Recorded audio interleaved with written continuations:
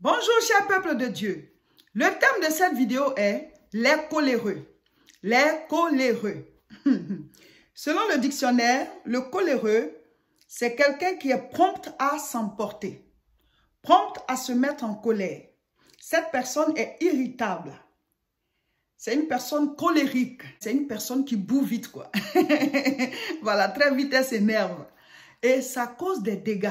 Et oui, ça cause des dégâts. Plusieurs personnes m'ont raconté leur témoignage par rapport à la colère.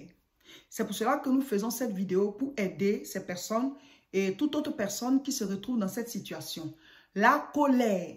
Il y a une qui dit qu'elle a perdu une relation amoureuse très importante, quelqu'un qu'elle aimait beaucoup, mais tellement elle est tout le temps prête à s'emporter. Voilà, tout le temps elle s'énerve. Dès que le monsieur dit quelque chose, ça ne vaut même pas la peine de s'énerver. Elle s'énerve, elle va l'insulter, ils vont commencer à se chamailler pendant des minutes. Et puis après, c'est calme. Et elle dit que quand c'est comme ça, là, elle tremble même. Hé, ma soeur!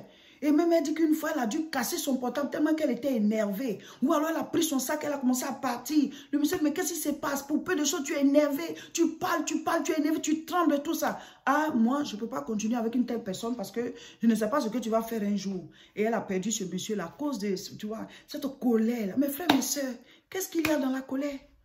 Ça va te conduire où, ma soeur? Ça va te conduire, tu vas créer quoi avec ça? Tu vas bâtir quoi? Ça ne te produit pas de l'argent, au contraire. Ça ne te produit pas une promotion, au contraire. Ça te rabaisse. Tu fais quoi avec? Vous voyez? Il y a un monsieur aussi qui dit qu'il a perdu comme ça un poste de responsabilité. Il a eu même une demande d'explication à cause de la colère. Voilà, il dit qu'il y a quelqu'un qui le provoquait tout le temps. C'était un de ses petits patrons. Mais il a dû un matin péter les plombs, dire des choses et tout ça dans le service et tout. Donc, on l'a fait changer de poste. Il a eu une demande d'explication. En tout cas, là où il est là, il est vers la sortie. Vous voyez, à cause de ce petit patron-là. Mais le monsieur l'a provoqué, hein. Vous voyez, on te provoque, mais ta réaction, on attend ça. Donc, vous devez vous maîtriser. Vous devez vous maîtriser, mes frères, mes sœurs. La colère ne résout rien. Il y a des gens par colère qui aujourd'hui ont causé un dommage à leur propre enfant. Sous l'effet de la colère. Il y a des gens par colère. Voilà, aujourd'hui, leurs relations avec leurs parents ne sont plus pareilles. Qui ont perdu des parents pendant qu'ils étaient en difficulté. C'est-à-dire leur relation n'était plus bien et puis la personne est partie. Tu n'as pas eu l'occasion de te réconcilier avec elle. La colère, tu n'as pas laissé tomber. Tu as gardé la rancune parce que tu es très coléreux, tu ne laisses pas tomber. Vous voyez, et la personne décède, vous n'avez pas eu le temps de vous repentir, de vous réconcilier, tu n'as pas eu le temps de te repentir et la personne part. Entre parenthèses, j'aimerais dire à chacun de vous, demandez pardon à ceux avec qui vous êtes en problème, ceux avec qui vous êtes en conflit. Parce que les gens, ils meurent. Si tu es en conflit avec quelqu'un, que vous n'avez pas réglé le conflit, la personne elle décède. C'est au dernier jugement que vous allez vous trouver pour régler le problème, hein. Parce que où tu vas la trouver pour te repentir, pour demander pardon. Où tu vas trouver la personne.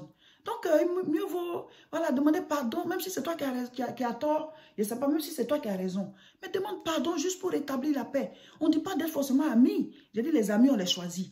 Mais la Bible dit d'être en paix avec tout le monde. Donc, demandez pardon, réconciliez-vous. Et voilà, vos relations sont rétablies. Voilà, il y a la paix. Et chacun vit sa vie. Alors, dans la vie de tous les jours, mes chers frères et sœurs, nous sommes exposés à plusieurs sentiments, exposés à plusieurs réactions, exposés à plusieurs situations qui se présentent à nous. La colère fait partie des sentiments, des réactions qu'on peut avoir face à une situation. Mais il y a des gens, c'est leur habitude. Tout le temps en colère, ils sont toujours sur les nerfs. Ou alors, quand ils sont en colère, ils posent des actes, ou bien ils disent une parole, ou bien ils font quelque chose. En tout cas, ils vont quelque part, et après, il y a les dégâts. Eux-mêmes, ils sont aussi victimes de ces dégâts-là. La colère peut vous faire perdre beaucoup de choses. La colère. Il y a des gens qui ont perdu des opportunités à cause de la colère. Il y a des gens qui ont perdu leur travail à cause de la colère. D'autres ont perdu, voilà, leur promotion.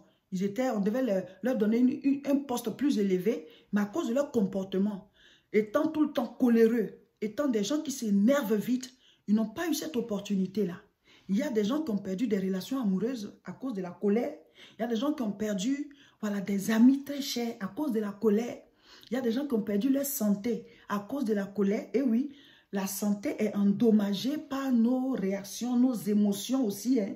La colère endommage la santé. Quelqu'un qui est tout le temps sur les nerfs, quelqu'un qui est irritable, quelqu'un qui est propre à s'emporter, quelqu'un qui est toujours en train de s'énerver. Voilà, toujours rouge là. Voilà, c'est pour ça que j'ai porté la tenue rouge là. Toujours au rouge, la personne est tout le temps en colère. Et mes frères, mes soeurs, ça peut endommager ta santé. Ça peut endommager tes relations amoureuses. Tu peux perdre une bonne relation à cause de ça. Tu peux perdre des opportunités de voyage à cause de la colère. Tu peux perdre des opportunités de travail, des promotions, même des amitiés. La colère peut te faire perdre beaucoup de choses. Et ta santé, comme j'en ai parlé dès le départ, la colère endommage la santé. Donc ceux qui sont coléreux, mes frères, mes soeurs, il arrive à tout le monde de se mettre en colère. Mais ce que ta colère cause, ce que ça crée là, c'est à ça qu'il faut faire attention. Et à quel rythme tu te mets en colère? Qu'est-ce que tu dis quand tu es en colère? Quel acte tu poses quand tu es en colère? C'est à ça qu'il faut faire attention. Sinon, ça arrive à tout le monde d'être en colère. Quelque chose peut ne pas te plaire. Ça arrive. Ça, c'est normal. Parce qu'on est des êtres humains. Mais qu'est-ce que tu fais quand la colère commence? C'est ça. C'est à ça qu'il faut faire attention. Parce que c'est là que le dégât vient. Il y a des gens qui sont très irritables, tout le temps en colère, pour peu de choses. En tout cas, leur colère n'est pas loin. Pour peu de choses, la personne est en colère déjà. Pour peu de choses, la personne est en colère. Et il y en a d'autres aussi qui peuvent se mettre en colère, pas tous les jours, mais quand elles sont en colère, voilà, il y a des dégâts qui suivent. Donc, tout ça, ce sont des coléreux. Donc, si tu te laisses aller à la colère, ben, tu peux même te retrouver en prison. Hein, parce qu'il y a des gens sous l'effet de la colère qui ont donné un coup et ça a été un coup fatal. Ça a été un coup fatal. Et la personne est décédée. Tu n'avais pas prévu ça. Mais à cause de la colère, tu as donné un coup. Et voilà, même si la personne ne meurt pas sur le champ, mais elle peut se retrouver à l'hôpital et ça a causé quelque chose, une hémorragie ou bien une situation. Vous voyez, à cause de la colère. Et voilà, tu vas te retrouver dans des situations. Il y a des gens, par exemple, qui sont au volant de leur voiture. Quelqu'un te fait quelque chose, tu es tellement énervé. Et donc, tu commences maintenant, tu oublies la course que tu partais faire avec ta voiture. Tu vas commencer à poursuivre la personne. Voilà, parce que tu es en colère. Voilà, tu laisses tomber ce que tu devais faire. Et maintenant, vous êtes en train de faire une course-poursuite. Mais ce que vous oubliez, c'est que vous êtes dans une voiture. Vous êtes en pleine circulation. La colère peut là te créer un accident grave. Sortir, soit tu es mort, ou alors avec voilà, des dégâts au niveau de ta santé, au niveau de ta motricité, tu ne peux plus te déplacer. Tout ça, il y a des gens qui sont paralysés aujourd'hui à cause d'un accident grave. Mais parce que quelqu'un t'a fait quelque chose sur la route, ou alors les gens qui t'insultent, voilà, et toi tu commences maintenant à poursuivre la personne. Vous voyez, voici ce que la colère peut causer. Tous les jours, nous sommes exposés à des situations de colère. Romains chapitre 12, le verset 2. Ne vous conformez pas au siècle présent, mais soyez transformés par le renouvellement de l'intelligence, afin que vous discerniez quelle est la volonté de Dieu, ce qui est bon, agréable et parfait. Alors, la Bible dit d'être transformé par le renouvellement de l'intelligence. Je vous explique quelque chose. Quand quelqu'un a l'habitude de se mettre en colère, quand on la provoque, si elle réagit, après quand elle est seule, elle repense à la scène. Et puis elle commence à se dire, oh, j'aurais dû réagir de telle manière, j'aurais dû réagir un peu plus négativement. C'est-à-dire qu'elle repense la scène. Voilà. Donc maintenant, elle se dit, prochainement, si la personne me provoque encore, ou bien si on me dit telle chose, je vais parler comme ça encore. Vous voyez. Donc ça, c'est comme un disque dur ou alors un CD qui est prêt, qui est en elle, dans sa pensée. Son intelligence a accepté ça. Le subconscient à l'intérieur a enregistré. Si la personne se trouve devant une telle situation, ce qu'elle a dit, ce qu'elle a préparé dans sa tête là, c'est la réaction là qui sort. Donc vous devez faire le contraire. Quand vous avez été exposé à une situation de colère, après il faut revoir ce qui s'est passé. La Bible dit, souviens-toi de là où tu es tombé. Souviens-toi de là où tu es tombé. Donc ce n'est plus pour dire prochainement je vais faire comme ça. C'est pour pouvoir transformer votre intelligence, cette fois-ci, de manière positive. Donc, vous repensez la scène. Ah, quand la personne m'a parlé, et puis j'ai parlé comme ça. Prochainement, si je me trouve devant ce genre de situation, c'est vrai que ça fait mal, mais je ne dois pas parler comme ça. Vous comprenez? Et puis maintenant, tu remets en place d'autres paroles. Ou alors, la personne a fait ceci, moi j'ai réagi comme ça. Le jour que je me trouve dans une telle situation, ou bien une situation pareille, quelque chose qui me provoque, voilà plutôt comment je dois réagir. Donc c'est comme si ce sera comme un CD aussi préparé, voilà, comme une clé USB dans ton logiciel là-bas.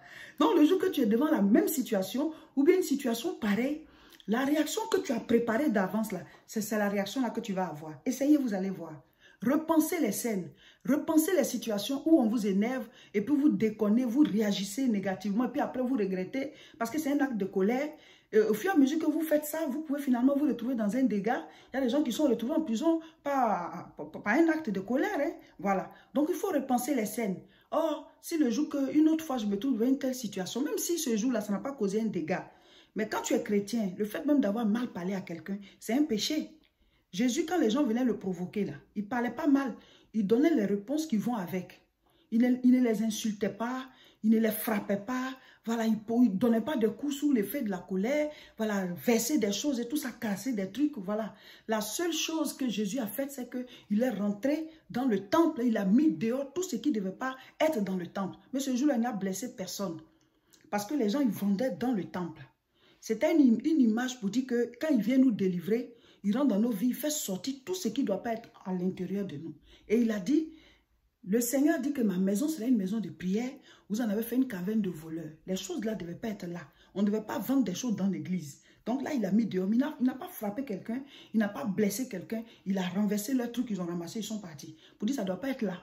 Voilà. Là, c'était une sainte colère. Il n'y a pas eu de dégâts. Voilà. On n'a pas dit que voilà, il a frappé quelqu'un. Il y a eu des blessés, tout ça. Non. Amen. Donc, il peut arriver qu'on se mette en colère. Mais les actes que nous posons là, c'est à ça qu'il faut faire attention. C'est à ça qu'il faut faire attention. Et au fur et à mesure que tu travailles sur ta colère, ben, tu vas te mettre en colère rarement. Tu seras plus prompt à t'emporter. Tu seras plus enclin à la colère. tu ne seras plus une personne irritable. Amen. Donc, travaillez dessus. Repensez les scènes. Et même si vous n'avez jamais été exposé à une situation, il faut souvent vous-même vous mettre à l'épreuve. Pour dire, si je suis devant une telle situation, comment est-ce que je vais réagir? Et vous vous préparez une réaction d'avance. Et pour pouvoir y arriver, Matthieu chapitre 24, verset 35. Le ciel et la terre passeront, mais mes paroles ne passeront point. C'est-à-dire que tout va passer. Mes frères, mes soeurs, on n'est rien. Nous, on va passer. Avant, nous, là, ce n'était pas nous sur la terre, c'était un autre groupe de personnes. Ils sont partis. Nous aussi, on va partir. Ceux qui vont venir après nous, ils vont partir. Jusqu'à ce que Dieu mette fin à tout. Donc, on est de passage, on n'est rien. C'est-à-dire, quand tu as ça dans tes pensées, là, tu te sens faible, tu te sens vide, tu vois que tu n'es rien. Pourquoi s'énerver? Pourquoi s'emporter? Pourquoi porter un coup fatal à quelqu'un? Pourquoi même répondre de manière à détruire l'autre dans tes paroles? On n'est rien, on est de passage. Vous voyez, pensez à ceux qui sont à l'hôpital, malades. C'est-à-dire, le gars, il est à ses derniers jours. Même si tu l'insultes, il ne va pas répondre. Même si tu verses de l'eau sale sur lui, il ne va pas répondre. Parce que là où il est, là, il a un combat plus grand que ce que tu es en train de faire. La vie n'est rien. Pensez à ceux qui sont en prison, qui ont perdu leur liberté. Pensez à ceux qui sont en prison. Pour une raison ou pour une autre, hein, mais ils sont privés de liberté. La vie, là, il y a l'autre côté. Donc, quand tu penses à tout ça, tu dis, on n'est rien. Pourquoi s'énerver? Pourquoi s'emporter? C'est toi qui as créé le monde? Non. Ça dit, il faut te parler à toi-même. Mettez-vous devant vos miroirs. Et puis, parlez-vous. Que ce comportement-là, ça ne bâtit pas, ça détruit. Ça ne construit pas. Au contraire, ça détruit. Ça ne bâtit rien. Pourquoi traîner ce comportement? Ça va détruire mes relations. Ça va détruire ma santé. La colère fait monter la tension artérielle. La colère peut te faire un AVC. La colère peut te agir sur tes nerfs. Il y a beaucoup de choses que la colère fait. Demander au médecin. Vous voyez, faut pas être irritable. Faut pas être comme si c'est toi qui avais créé le monde. Calmons-nous. Soyons humbles. Regardons les situations en face et puis disons-nous que c'est rien. Ça, c'est rien. Je préfère me taire. Il y a des fois, les gens, ils te provoquent, ils te disent des choses. Mais ce n'est rien. Ça va passer. Cette situation-là va passer. La Bible dit dans Matthieu chapitre 24, verset 35, toute chose va passer. Ce qui est éternel, là, c'est la parole de Dieu. Donc, je préfère m'accrocher à la parole. Souvent, il y a des situations de provocation. Je ne dis pas qu'il n'en aura pas. Hein. Il y en a. Mais vous devez vous dire, ce n'est plus moi qui vis. C'est Christ qui vit en moi. Voilà, chers frères et sœurs, c'était le partage du jour. Je suis pasteur Seka Olga, de l'église La Moisson de France. Nous prions à Tourcoing. C'est tous les dimanches à partir de 10 h. Voici l'adresse, 48 rue Saint-Omer, 59 200. Rejoignez-nous. Ce samedi 19 juin, nous serons à Aubervilliers pour la formation L'école des disciples. Ceux qui sont inscrits, ils le savent déjà. Donc, c'est à 11h la première séance et à 13h30 la deuxième séance. La prochaine prière en direct, c'est le mercredi à 12h.